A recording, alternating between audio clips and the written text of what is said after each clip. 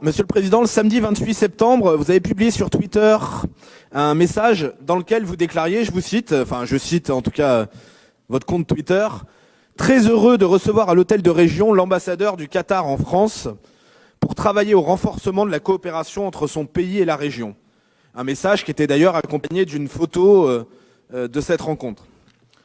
Alors je vous le dis, moi, très sérieusement, sans goût de la polémique inutile, mais avec gravité, derrière ce tweet aux apparences un peu anodines, il s'agit en réalité d'une rencontre et d'une annonce qui me semble gravissime.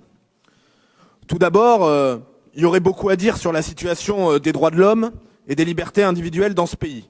Mais puisque j'ai peu de temps, concentrons-nous sur le rôle joué par le Qatar, chez nous, en Europe et en France. Les célèbres journalistes, qui sont des grands spécialistes du Moyen-Orient, Christian Chesneau et Georges Malbruno, ont publié 2 livres consacrés au Qatar.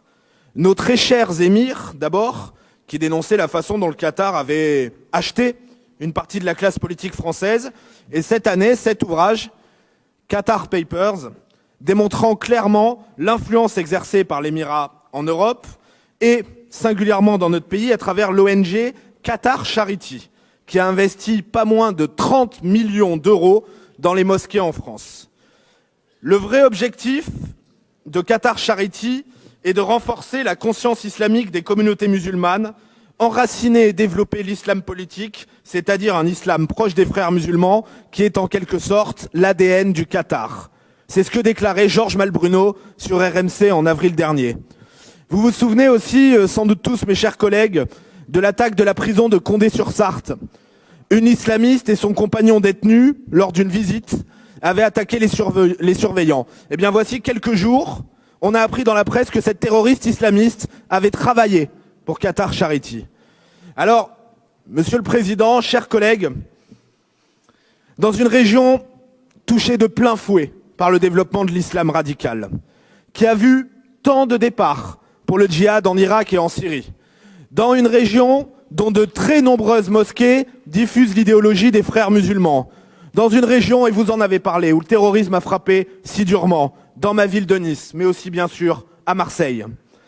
Je considère que ce renforcement de la coopération, et je cite, renforcement de la coopération avec ce pays qui est un grand sponsor de l'islamisme, est purement irresponsable. Franchement, est-ce qu'on a envie d'associer l'image de notre région à un pays dont il est de notoriété publique qu'il soutient des factions islamistes, parmi les plus radicales à travers la planète entière? Quel est le message que nous envoyons dans notre région, à notre jeunesse, mais aussi sur le plan international? Je crois, moi, que cet islamisme, il se nourrit de tous ces compromis et de toutes ces compromissions. Nous les refusons, et c'est pourquoi je vous demande à tous, aujourd'hui, de voter clairement, nettement, pour une rupture pure et simple des liens et des échanges de la région Provence-Alpes-Côte d'Azur avec le Qatar. Je vous remercie.